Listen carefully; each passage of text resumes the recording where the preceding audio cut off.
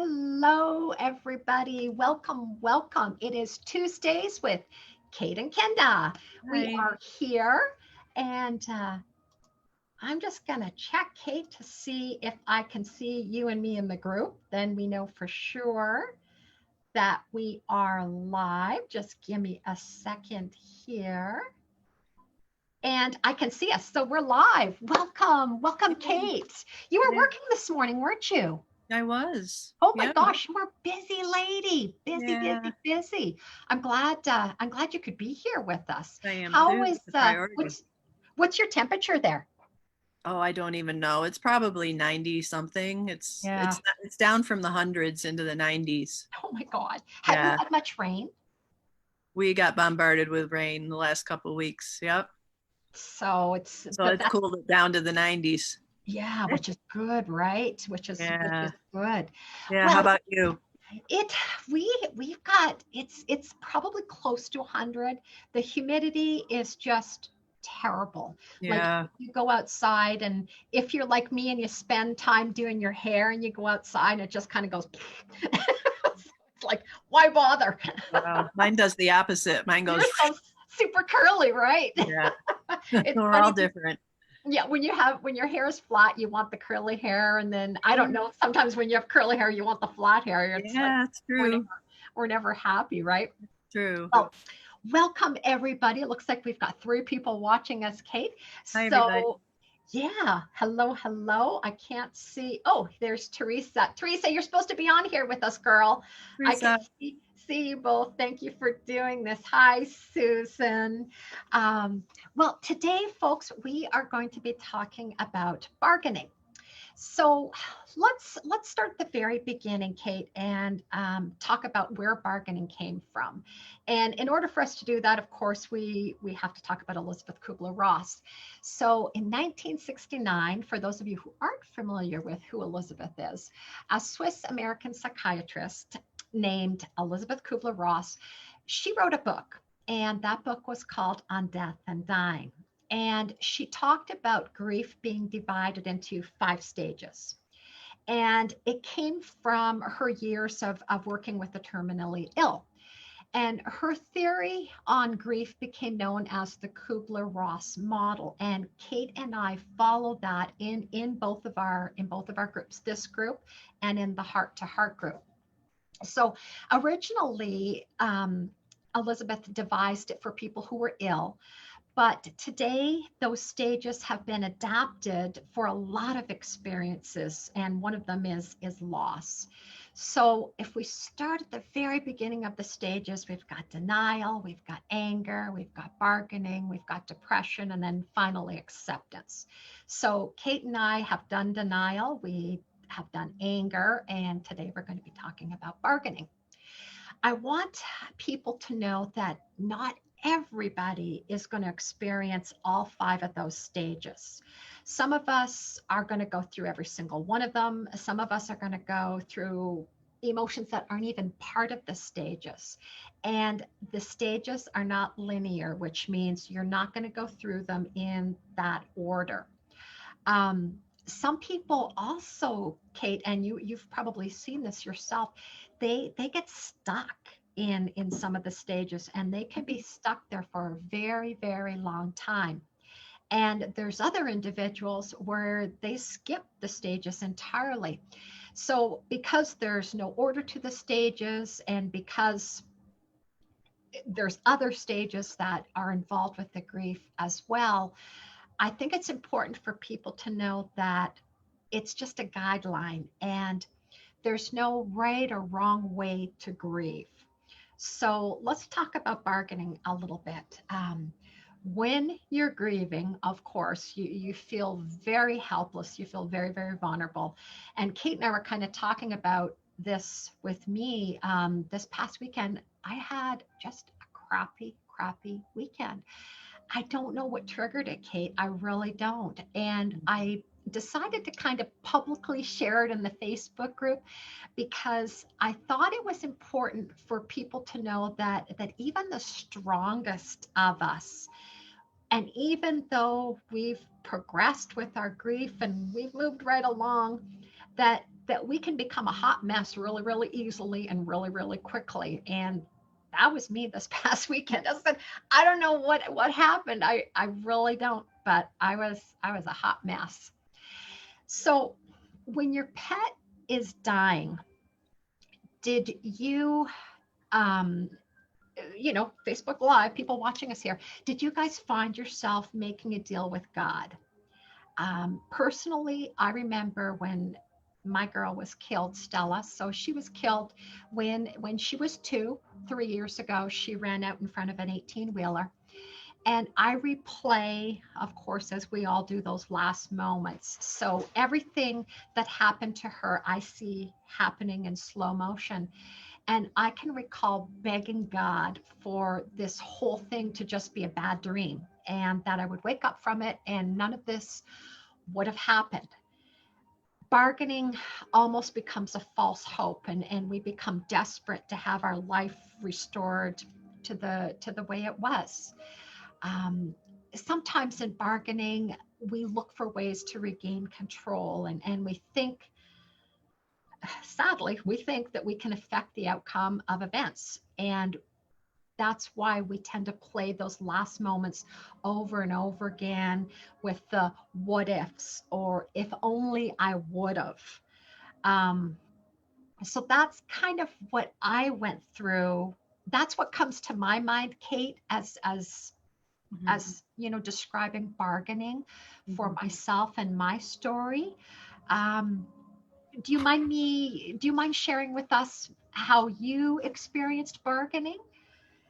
Well, and I'll read the passages from my book, but when we I go back to when you were feeling badly over the weekend, we look around us and we try to see the reason why in the here and now we feel so bad and we can't find the reasons. And Jack, who is the author of the books, my dog Jack, he always says, get out of your head and get into your heart. And sometimes our hearts remember anniversaries of things and we don't think to go back in our histories to see what date we lost our pet, or perhaps when our parent died, or when we had something that changed our life, and our heart remembers the exact day and the time. And oftentimes we get dreams or other things, but it's not always evident in our immediate world. And it's really important to look at things from the heart instead of the head sometimes. Yep, And good advice. denial is one of the stages that kind of keeps us in our heads and makes us forget about our hearts. Right. Yeah. Yeah, Good, really good point. it's And test time. and it's so hard when you're there because nothing makes sense and you're just you for me, I was just a hot mess. I cried and cried and cried, and I think I had my pajamas on, and I was in bed at 6:30, and Stelly was kind of looking at me like, "Aren't we going for a walk? Aren't we doing what we normally do?" And I was just not capable. Yeah, something's there. Something, yeah, something. I'm fine now. It went away kind of as quickly as it came on. Or Mhm. you know what? Maybe I just need to cry. Maybe I just needed to cry, and Yeah, when I released possible. those 10,000 tears, it cleared up something. Yeah. Sometimes we don't know, and sometimes need to be okay with not knowing too. Exactly, exactly. So, what is bargaining in your world? What do you tell us about it? Teach us about bargaining. Well, since Jack is the best teacher, I channeled these books from Jack. And when you ask me that question, I'm not going to give you as good an answer as Jack would give you. So I would like, he goes into pretty good detail on what bargaining is and what the dynamic is. So Let's I talk wondered about if I that. could just, there's a portion in Return from Rainbow Bridge that I'd Okay, like to read. And then there's another smaller portion in Only Gone perfect. from your site, if I may. Please do. Let's, let's see. Whoops, I'm going to start with the other one.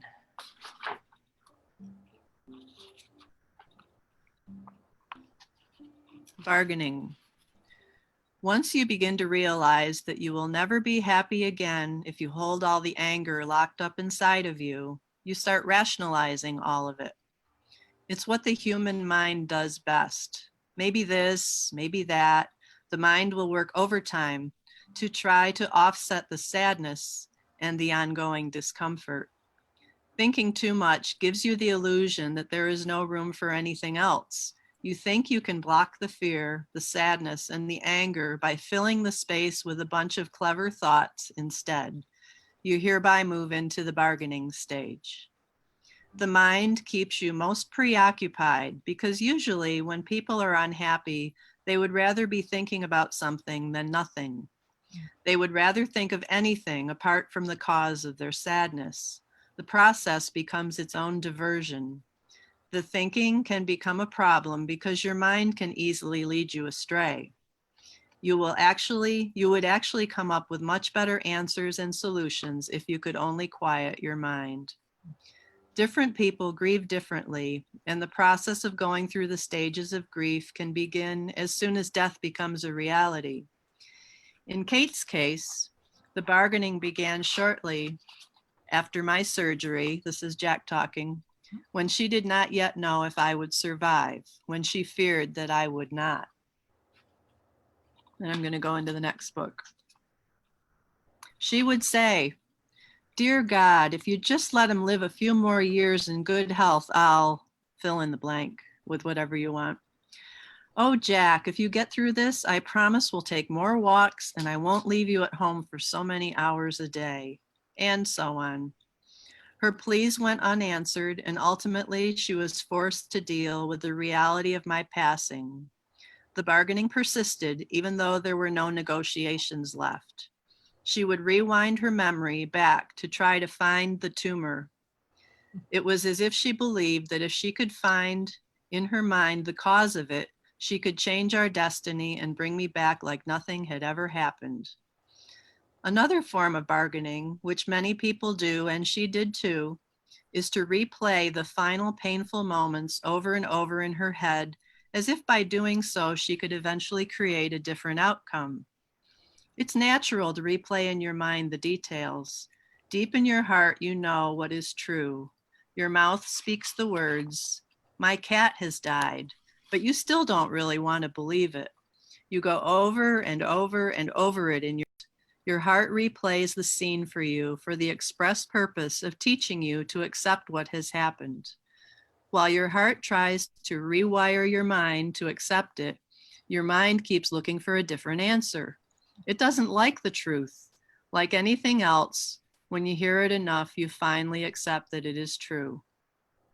The problem comes when you get stuck on the replays. One of the hardest things to do is to discipline your mind to stop replaying the final hours. You must tell those thoughts to stay outside or go away. Tell them, "You are not welcome here." Eventually, they will obey you and they will fade away. Kate still had moments when her thoughts would go to our final hours together, where once she would have been racked with sobs and tears, she learned to master control over it.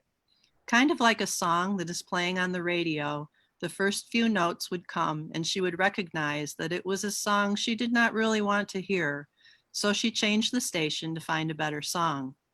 If you change your thoughts to a better thought, it will become a habit, and the healing of your grief is guaranteed once you know how to do this. Ah, that's beautiful, Kate. There's a lot of information there. You know what? It sums it up so beautifully, so perfectly, and so easy to understand because that's exactly what it is, right? And that's how our pets communicate in a way that is Absolutely. very direct and clear and in a way you can understand. So that's why I fell back on Jack's words today, because he can say Yeah. it like no one else can. I'm so glad. I'm so glad you know, we sound like broken records over and over again, but these books that you've authored really are an incredible reference for people that are out there trying to understand where they're at, why they're feeling the way they're feeling, and what's going on, right? And sometimes it's easier for them to hear it from a dog than to hear it from a human. Well, you know, it's like when we try to counsel people because um nobody can understand anybody else's journey because we don't walk in their footsteps, right? So Mhm. it's easy for us to say, oh well, maybe not for us because we do understand. But when you reach out to other people in your life and it's like, well, just get over it, or just move on, or just don't think about that. They give you these short little quirk of an answer, and so then we go back to dealing with what we were dealing with when we presented the problem to them, and we really don't have an answer to it. And I Mhm. think that a lot of times that makes people even more depressed. Oh, it does. It does. Because you want to hear what you want to hear. You don't want to hear that. And you don't actually need to hear that. It's those people don't, a lot of members in our groups have a really hard time when someone says something that seems uncaring. But the fact is, animals don't always mean a lot to some people. Yeah. So we have to remember that they don't understand this level of love. They think it's crazy. It's the most unconditional love we have in our lifetime. They don't understand that. No. But and I think I always say pity them that they don't know what love is, that you do and they don't. So Ah, it's I, more I their problem than it is yours. right. I can't imagine. And it's hard because people will say, well, I'm never going to get another pet again because it's so hard and I can't possibly go through that pain again.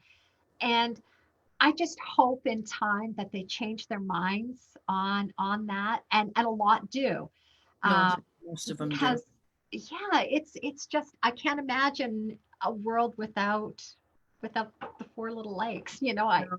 for myself I just can't. And you've got right in your you showed me earlier, but Emmy and Joey are Oh, are are I've got snuggled. Emmy. Oh, she's gone. I Oh, don't know where she went. That's her she's so chair over there. quiet. And then I've got Joey's right here. Oh, Can, there he is. can you see him? Hi, Yeah. Joey. Oh, hello, Joey. Hello. He's got an expressive face like Stelly does. He was groomed yesterday and it opened its eyes Oh, wide up. Stelly came over because she heard me. Come She here, knows Stelly. there's a dog in here with you. She, can you see her? She said, Hi, hello. Stelly. Hello, everybody. Oh, um, and you know, another thing I like to say, Kate, is that people we're not broken, so you can't fix us. When we're in grief, we just want to be listened to. mhm. We just want to tell our story. The best thing that anybody can do to somebody who is in grief is just to listen to them. Don't try to fix them. Don't try to solve their problems. Just listen to them. Let them get their stories out.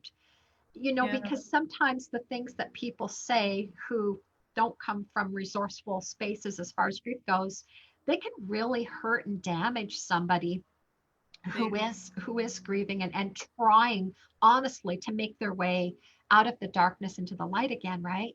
Yeah, and with the bargaining, we were talking about anger last week, and a lot of people burn their bridges when people are insensitive during the anger stage because they're just angry and, enough is enough. And even though they've been friends for 30 years, they can cut that tie just for something insensitive that was said. But the bargaining stage is interesting because people really don't know what to do with us when we're saying, if only this, if only that, or what I'd do to have him back. And we still hear that a lot. What I'd give to have him back. Mhm. And I think about that and I think, would I want Jack back? His 6 years, that puts him at 14. He's a large breed. I wonder what kind of problems we'd be having now if I asked for him back. And that wouldn't be the best thing for him. Yeah. So, And Kate, you know, he's been gone 6 years. mhm, Look at what he has taught you I in know. those 6 years, right? So you'd lose all of that, That's true. you know. So I always look at it like that too. Like, of course, any of us want that pet back again, but when you can move past, when you're stronger and you're not reeling in the pain, there's a lesson to be learned from the love that you shared with your pet, and it's hard to explain it to people that aren't there. But like for you, look at what Jack has taught you. Look at what Jack is teaching so Everybody. many Yeah. people, right? Yeah. Well, and another thing about Elizabeth Kubler-Ross is she came up with the 5 stages of grief, but she also defined death as the final stage of growth. And it is for the one who is dying, but it's also for the ones who remain, because when you work through the stages and you do it conscientiously with a goal to accept and move on, you become a different person, and you learn lessons that you never would have learned before, and you learn about your friends and your family and what they're capable of, and you learn a lot about love. And that's why ideally you'll love again, because you're a better lover the next time around. Every time you lose one, you're a better lover for the next one. The next one. And You, I you think know, sometimes from a spiritual perspective, when you really learn how to love that well, unconditionally, your faith grows with it, and it makes it easier to let go next time. It doesn't make it easy, but it makes it easier. you're right. And it's that love that is so important. It's that love that we strive for. Mhm. And you soon realize that it's you need that love. When you get to the healthy part of grieving and you look back on everything, that love becomes so important because that's what we have to move forward with. Right. We kind of leave the darkness behind and the sadness and all of that, and we move forward in the direction of love, and however that's going to work for us, right? Right. Jack um, always says, why would I'm the one that came here to teach you how to love better. And if I come here and you don't learn what I came to teach you, what's the point? That's the point. Yeah. So It's interesting. I've had conversations with people offline, as you have, and what I really enjoy reading is, now that I feel stronger, I think I'm going to go donate my time to this cause. Or, I've always wanted to do this and just never thought I could. So mhm, now I think I'm going to go do this or give this a try. And I am just so thrilled when I hear something like that, mhm, because I know the magic of the lesson is working with these people, and they're truly going to be able to move forward in a very healthy way. And a lot of times it's in this area. It's mhm. helping other people because they've gone through it. Yep. Well, that's what healed me. Jack came to me, and then I started the group, and it was working with others.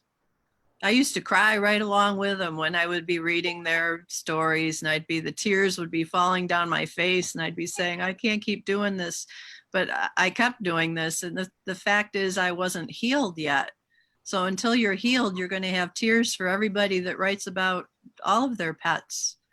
And it can be an exhausting thing. Some people drop out of the groups because they can't deal with crying over everybody, but that's because it resonates with their own grief and their own lack of healing.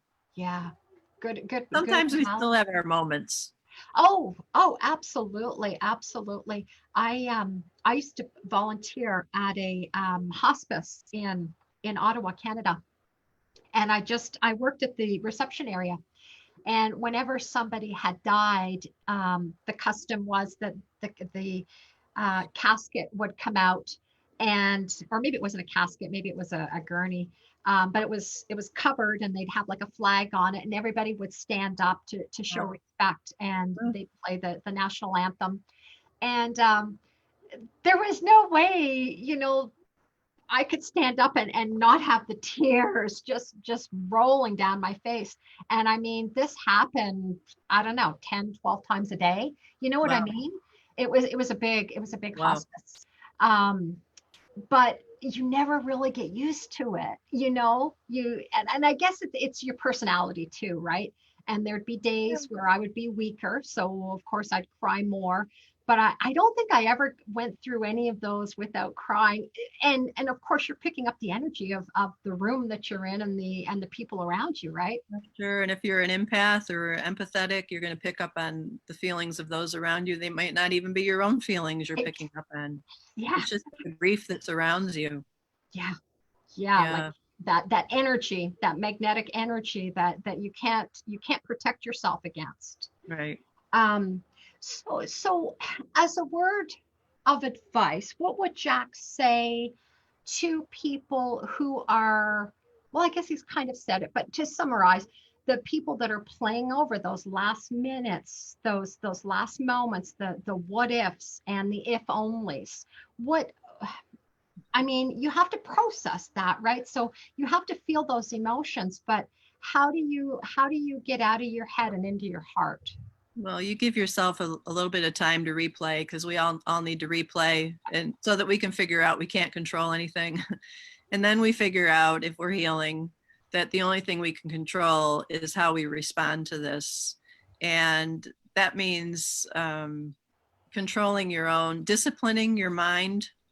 So as he said, changing the station when you know that that bad thought is coming into your mind, and you know it doesn't make you feel any better, and you know it doesn't make your pet feel any better. Your pet's connected to you, and that's, your pet does not want you to be thinking of your pet that way. Your pet, we had almost 9 years together. Why would I get stuck on that last 3 minutes of his life instead of looking at the positives that we shared together? Right. So that all comes with healing, but a lot of people want to control a lot of things, and the most important thing to control is your thoughts, because thoughts become things. And that we could get into a whole conversation about Oh, people who say, oh, my heart is forever broken, and it's like, don't even speak those thoughts, because don't wish that upon yourself.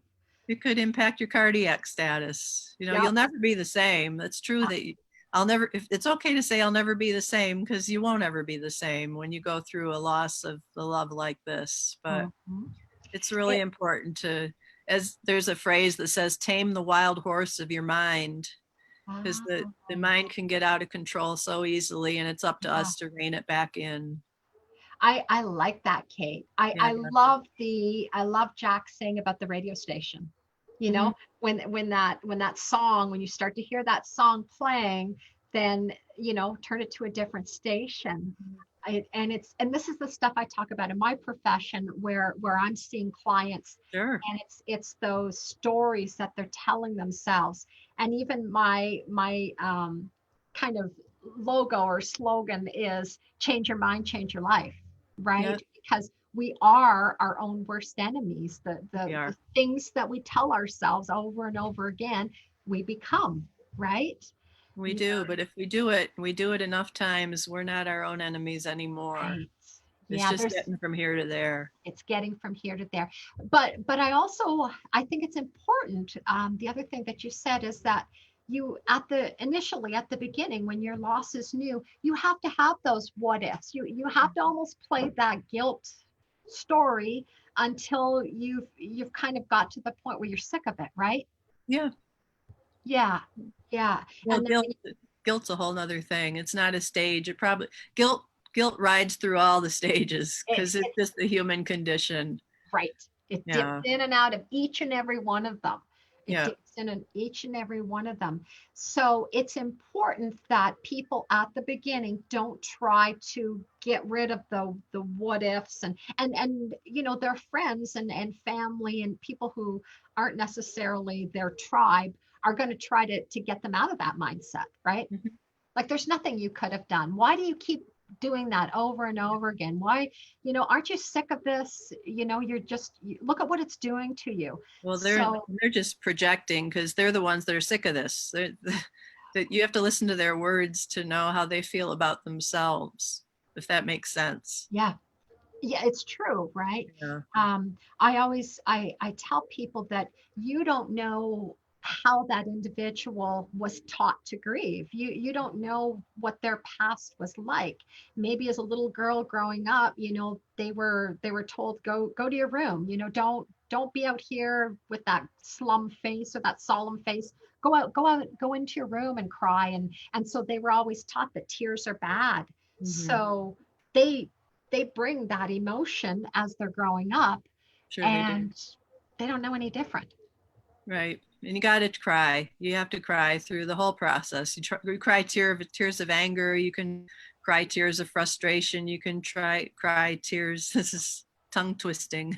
Yeah. You can cry tears of loss, and you've got to cry. If you don't cry, all those tears stay inside your system until someday something else happens, and then you have an exaggerated response, and people won't know why you're crying so hard. No, So you've got a really exactly. good reason to cry, and you need to give yourself permission to cry, Yeah, to no, feel all the feelings. yeah, you gotta cry those 10,000 tears and as you said, even though you cry those 10,000 tears, there could be something that happens and something gets set you off and you're back to crying again. Mhm. Yeah, yeah. Yeah.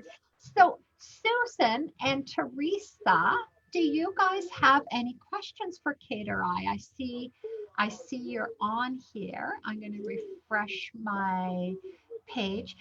Kate, let's talk a little bit about our 8-week grief class that's coming up September 1st. We have a lot of interest. We are going to keep it kind of smallish at the beginning, right? We want about 12, Mhm. 12 people. Um, and we came up with that because of the Last Supper, right? We were talking about that last week, weren't we? Yeah, Yeah. that was kind of the magic number. Um, so this is going to be something that a lot of people have asked us for, and Kate's a very busy lady, so we were fortunate to be able to come up with a time frame when we could present this to you guys where this lady's going to be at home and be able to work with me on this. So You've I'm been very very happy. patient with me. Thank you. Yeah, I'm very happy about this. And we looked so forward to working with you guys individually so that we can see you and talk to you and just help you to understand everything. And the one thing that Kate and I were talking about earlier, and Kate, you mentioned this, that a lot of people are uncomfortable with the camera, right? Sure. I could So, join the club a while ago. so show people what they can do. Do it right now. Do, do, Oh, do. I'm so glad to be here with you. Can Perfect. I tell you all about my pet? Isn't that awesome? So for any of you who are nervous, they can actually they don't even have to toggle on their camera or like Kate did you just put like a piece of tape over your camera? I just put my finger over it, but you could put Oh, a sticker or a piece yeah, of masking tape or something. absolutely. That would be fine. That would be absolutely fine because not everybody is as comfortable on camera as Kate and I are. So I want you guys to know that you don't have to show your face. You can X out that camera. You can put a piece of tape on it. We just want you to be there.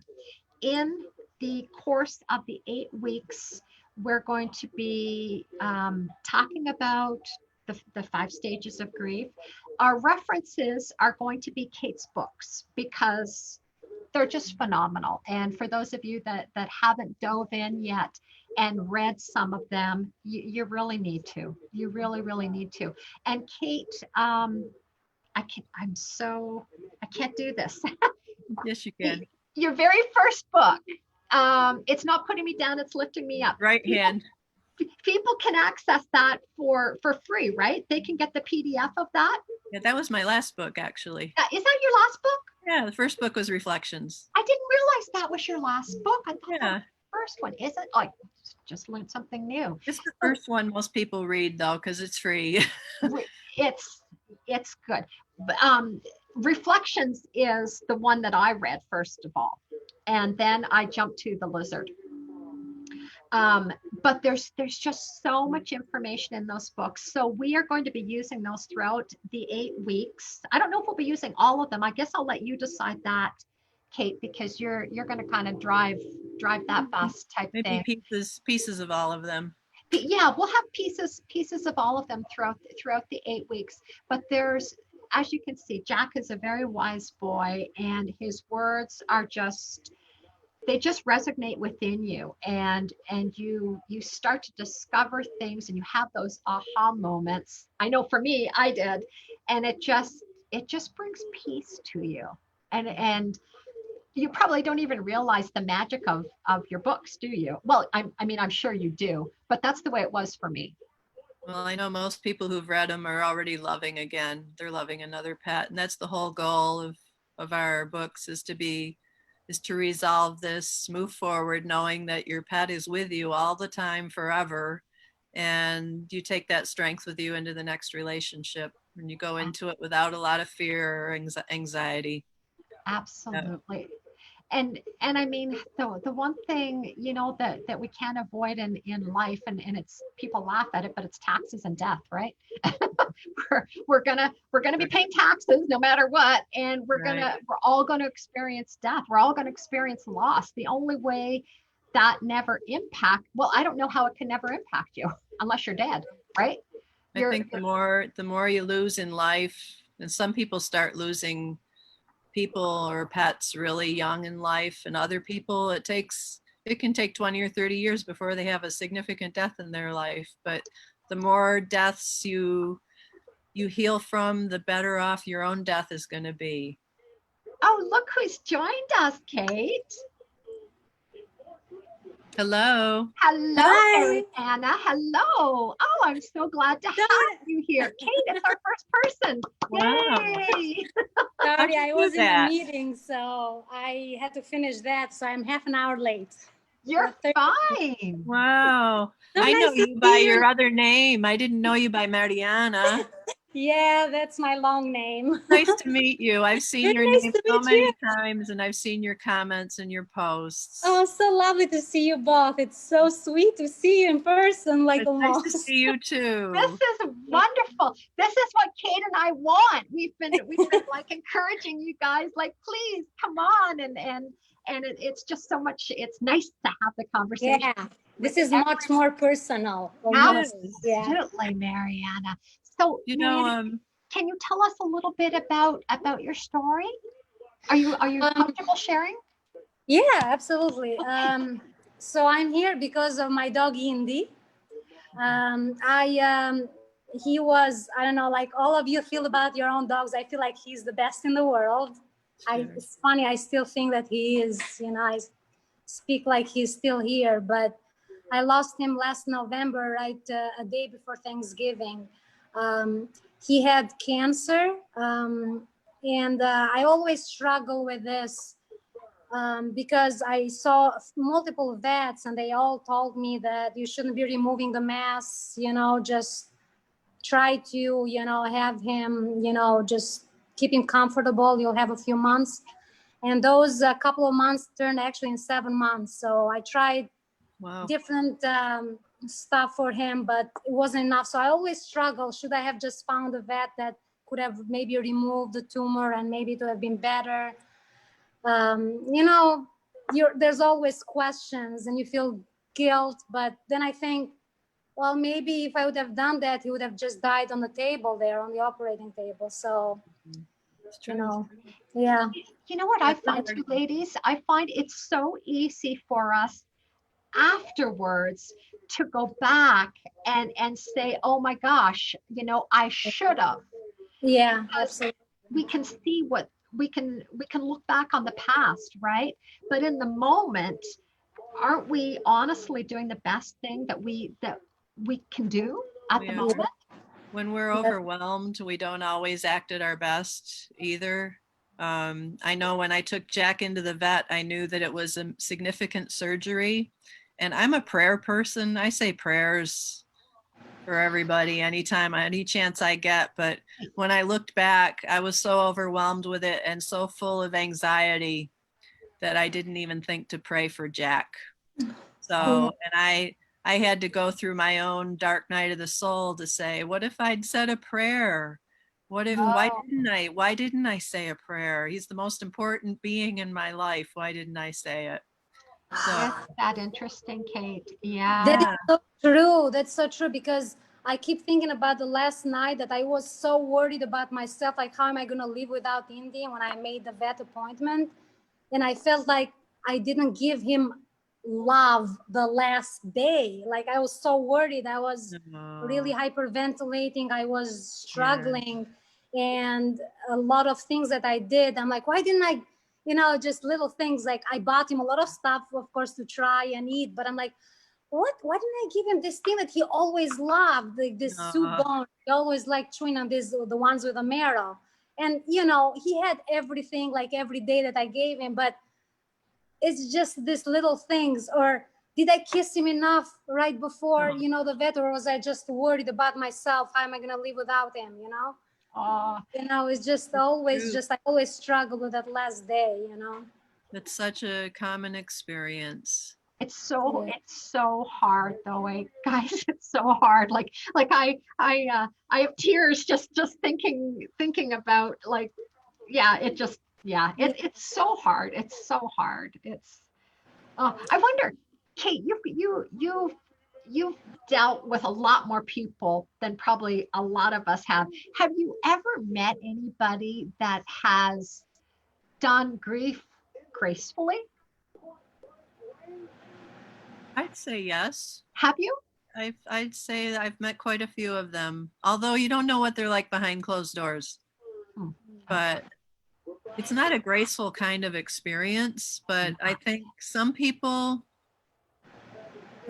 their goal is to be graceful, and they manage to do it. But like you said, you wonder behind doors, right? They manage to do it. Yeah. Yeah.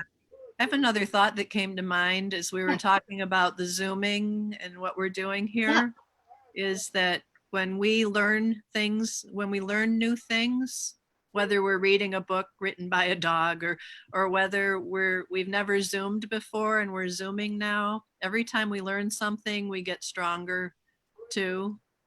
And because it's about growth. Yeah. So. And as we get older, Mariana, you're not as old as me, but as I am old. I know you don't look old. Way. But Kate, I agree with you. I think like now the world is progressing so quickly, and it's like, use this app, download this program, do this, do that, and my head spins. You know, like the other day I was trying to do stuff with my website and set things up for this 8-week class, and I was getting into a dither because I just thought, I don't understand this technology. And I had to kind of slow down and just go, okay, Kenda, you know what? You need to do what you're good at and then kind of outsource the rest, because the world, everything is just moving so quickly. But there is a fear too, that if we don't kind of stay on top of things, that we get left behind. Like I can remember my poor parents, you know, like everybody uses a debit card now, right? We're all comfortable with using a debit card, but they would never dream of using a debit card. They were people that had cash in their wallets. And it's like, what do you mean you don't have any money in your wallet? And I'm like, well, what do I need money for? I just use this card. It's accepted everywhere. And they're going, that's ridiculous. Like, what if something happened to you, you know? And then I'm thinking, gosh, you know, like there's a problem with not advancing yourself. Yeah, I remember my grandmother, my father gave her, when microwaves came out, they had little dials on them for the time. And my father gave his mother one for Christmas, and she never could figure out how to use the dial thing on the microwave, so it went back to the store. Oh, you serious? You didn't even think how cool it was, like she couldn't turn it to the number. She was starting dementia, a little bit of dementia anyway. But and the other thing is, I came back today on the half hour. I had a half hour before the show started, and first thing I did was put the computer on and put it on Facebook to see if there was a message from you, or see if there's. And Facebook has changed since I left this morning. Did you notice? No. Oh, it's all different now. And I'm like, I haven't seen that. Are you serious, Kate? I'm serious. Maybe there's an update. Maybe we haven't done the update yet. No, they're starting it's going to move from classic Facebook to a new kind of Facebook in September, and they started the trial today. Get out of here. You'll see when you go on there again. I was just getting used to this new one. I know. Oh, man. Here we are. We're just like my grandmother. Exactly. We're taking the microwave back to the store. We're taking Facebook back. No, what do you do? Serious? I had no idea. Aren't you observant? No, you can't miss it. Really? Oh, everything's backwards. Oh, go. Oh. Well, Mariana, I'm really glad you joined us. You get a high five for being a brave High girl. five. Thank you. And we're gonna be inviting more people, Kate. We're gonna get more brave people like Mariana. Mariana, were you familiar with Zoom? Are you comfortable with it, or did you just say, you know what, I'm gonna give this a try? Yeah, we use it every day for work. I'm in a lot of meetings. Good girl. So you're comfortable with it. Well, anybody else that's out there, I want you guys to know, Teresa, you should be on here with us, girl. I want you guys to know that it's super easy, and I will take time before we do this to walk you through how easy it is. Teresa has a statement here, guys. She says, I find myself bargaining every time Roxy gets sick. I rewind to losing Maggie. Those old fears come back. That's true. That's the heart remembering too. And Yeah. that's really tough, eh, Kate? That's Takes you back to the point of trauma that traumatized you in the first place. And you can get stuck on that and you have to rework your way again through it. I know one of the things with Jack was that when I knew there was a problem, he couldn't go to the bathroom. He couldn't poop. And we went Thursday and I thought, well, I just need more pumpkin or yogurt in his diet or whatever. And then Friday came, and of course it's the weekend, and all weekend he couldn't poop. So Monday we went into the vet. And to this day, if Joey seems to be having a hard time pooping, or if Emmy is just nothing's coming out, but she's trying, it takes me right back to going, oh my God, I hope we don't have a rectal mass. oh, Yeah, but so I understand that completely, Teresa. It yeah. takes you back. So that tells me I haven't quite healed yet, because I'm still rewinding back to that when that happens. Well, do we ever completely heal that? No, it's You like know? post-traumatic stress disorder. It's just Yeah. it's with us. We have to learn. Yeah, I think it is, Kate. And I kind of feel sorry for those individuals like that I say that kind of have it all together. And they're, like we don't know what goes on behind closed doors, of course, but I think just sharing with everybody that Yeah. that even the strongest will have moments, and yes, you strive to Yeah. to progress forward and be healthier, but I think we're always going to have those moments where we're gonna go back. But as we get stronger, it's not as hard to pull ourselves out of it, right, Kate? No, Would and you that's say?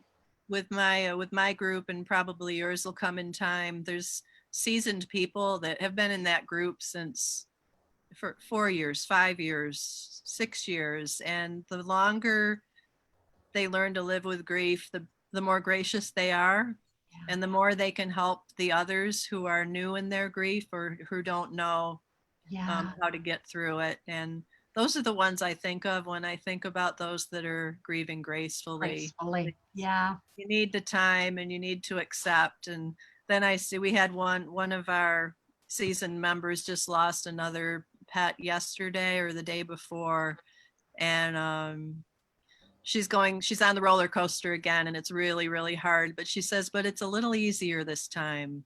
And every time it gets a little easier just because your faith grows. Right.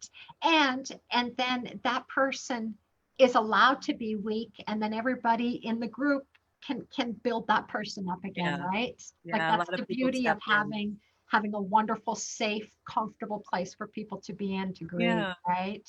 Yeah, and to help them heal instead of to help them stay in the grief. Because Yes. some people they contribute to the person feeling the grief more and Oh, staying there. I go into Mariana, are you in any other groups besides Kate and my group? No, just the two of you. Okay. Thank you. There's other groups, Kate, and I know you've seen them, and it depresses me to be in them because there's no inspiration, there's no sunshine, there's just you just feel like you're in this tunnel of darkness, and it makes me so sad. I'm just thinking there has to be a little bit of light, there has to be a little bit of hope for people, but nobody seems to want to give that, and it makes me really sad. I can't stay in there very long. Well, some people join groups so that they can commiserate with each other, and I think that's the purpose of those groups is oh, I know how you feel, and this is what happened with me. And then they rehash it over and over and over. And there's nobody that says, hey, there's another way to look at it. Yeah. Yeah. Yeah, it's Um, hard. Mariana, when was your loss? May I ask? Yeah, it was November of last year, right before Thanksgiving. November of So last year. it'll be tomorrow, it'll be 9 months actually. Oh, Oh, 9 months. Yeah. You're still a newbie. Absolutely. Wow. Absolutely. How would you say you're doing? Are you able to tell us? I was actually, I've cried every day since this happened, but it's been like sometimes it's like late as it time passes, it's been a little bit easier. And then yesterday I had a meltdown all out of nowhere. I Yeah. was just working. Nothing was different for yesterday. Just kept thinking of him, and when I get like this, I just think about that last day. That's just very traumatic. Yeah. So I just wish that I could just wipe that off my memory, that just day was awful. You can work on that. Yeah, Good it's on just that one. keep thinking, Did you I hear Kate say about the radio station, Mariana? Did you hear Kate? no, Hey. what's the radio station? Oh, you want to hear it again? Yeah, say it again, Kate, because it's Yeah, beautiful. I can't like say it. I got to read it. It's Jack. It's Jack. Let's see here. I love Jack. I love Jack. We all love Jack. I met you on Jack's page. Isn't that where I first saw you? Yes. On page? The first day that I, when Indian, I wrote something and I found your page and I posted. I'm like, I wonder if I'm supposed to do that here. And then I heard from like, oh my gosh, Yeah. that's so sweet. This lady shared my indies. It was like Fantastic. I started crying and I saw Jack and it was so sweet. Yeah. Well, I think I told you somewhere along the way how much I appreciated your involvement there. I love seeing people who keep showing up, and it's a relationship. Absolutely. Yeah. Absolutely. Yeah. I'll just read this one part. Yeah. The problem comes when you get stuck on the replays. One of the hardest things to do is to discipline your mind to stop replaying the final hours. You must tell those thoughts to stay outside or go away. Tell them you are not welcome here. Eventually, they will obey you and fade away. Kate still had moments when her thoughts would go to our final hours, where once she would have been racked with sobs and tears, she learned to master control over it. Kind of like a song that is playing on the radio, the first few notes would come and she would recognize that it was a song she did not really want to hear. So she changed the station to find a better song. If you change your thoughts to a better thought, it will become a habit, and the healing of your grief is guaranteed once you know how to do this. Yeah. I love that. It's hard. It's really hard. Yeah. It's really hard. And it's so hard when a lot of things, like almost everything reminds me of him, and it's impossible. But that last moment is just the hardest. I know it is. So the hardest. For lots of And reasons. it's early for you, Mariana. It's early, it's early. Your grief is very, very fresh still. So yeah, and I saw actually yesterday, because all my Facebook is filled with dog pictures, dog pages, rescue, stuff like that. And I don't think I'll ever be able to get another dog. I don't know. This is how I feel. It just feels very weird for me. Maybe it's too soon, but It is too soon. I saw this picture of this dog that was up for adoption. It was like this. It reminded me completely of Indy. It was just so amazing. Just actually it was a girl. Indy is a boy, but just looked like the personality. It looked so much like him. I'm like, oh my God, I want to rescue this girl so badly, but I don't think I'm ready. And now it was like, but I made screenshots and I look every night. I look at pictures of Indy. So I go through from memories and I look every night, 2 years ago, 3 years ago, or last year. And I take screenshots of the ones that I like. So it's like I'm taking a picture of him every day. Oh, how clever are you? very clever. Very clever. But interesting though, right? I bet we'll have this conversation with you again in 6 months, and I'd love to see, have the same conversation with you and see where you're at in 6 months from now, Mariana, Yeah. because you're moving, you're progressing, which is Yeah. fantastic, right? Doing really Yeah, well. right now That it's tough, first year, helping us get better. that first year is always the hardest. You got all the Absolutely. holidays and the anniversaries and the birthdays, and that first Oh, year, once yeah, you get that under your yeah. once you get that under your hat, you'll be better. Yes, yes, absolutely. Well, I don't see any more questions, Kate. I know a lot of people will probably come on later on, and we might change. No, we can't really change the hour of this because we're going to be September 1st, we're going to be starting our 8-week class. So I don't know. We'll have to talk about this, Kate, whether we want to do this on another day, maybe, Yeah, we'll talk about or that. yeah, we'll talk about that later. But Mariana, thank you for coming It's on so fun here. having you here. Yes, Thanks for the Zoom wonderful. invite, and I actually want to join that 8-week course. It's just Fantastic. I don't know how many, I don't want to miss one of the sessions. It's like 8 weeks, right? Because Yeah. sometimes, things may come up. We've been very busy at work lately, so I just want to make sure that I can make each one. You know what we'll do, and this is for everybody out there, because we're going to be doing it on the Zoom platform, there is the capability for us to record the session. Oh, yeah, okay. So we can record them and then have them for anybody who's not able to make it, because I mean, of course, life happens, right? Yeah. So right. anybody that can't make them, they'll at least have the opportunity to see the replay. And then Kate and I can always send the homework or exercises. Nobody likes the word Yes. homework, right? I miss homework. I have been out of school for a long time. Yeah, homework's maybe a bad word. The exercises that we're going to give people to do, we can email those to you so that you can catch up the next week. So don't let that stop you from joining. We'll make sure that you're kept caught up with what we're doing, because that's the important part, so that you can progress and grow. Okay, good. I'll join then. I'll send a message to you then, Kenda. Yeah. Is that how I join? Okay. I've got my IT guy actually creating a landing page, and I kind of gave this to him kind of at the last minute because my weekend was a mess. So he's scrambling to get it done, but I promise we'll have that for you, and then I'll be able to send it. So everybody has shown interest, but nobody has officially joined up yet because we haven't set it all up, but we should have that, if not by this evening, tomorrow morning at the latest. So I'll have all that information for everybody. Sounds good. Yeah. Mariana, thank you for joining us. Kate, wonderful Thank as you. always.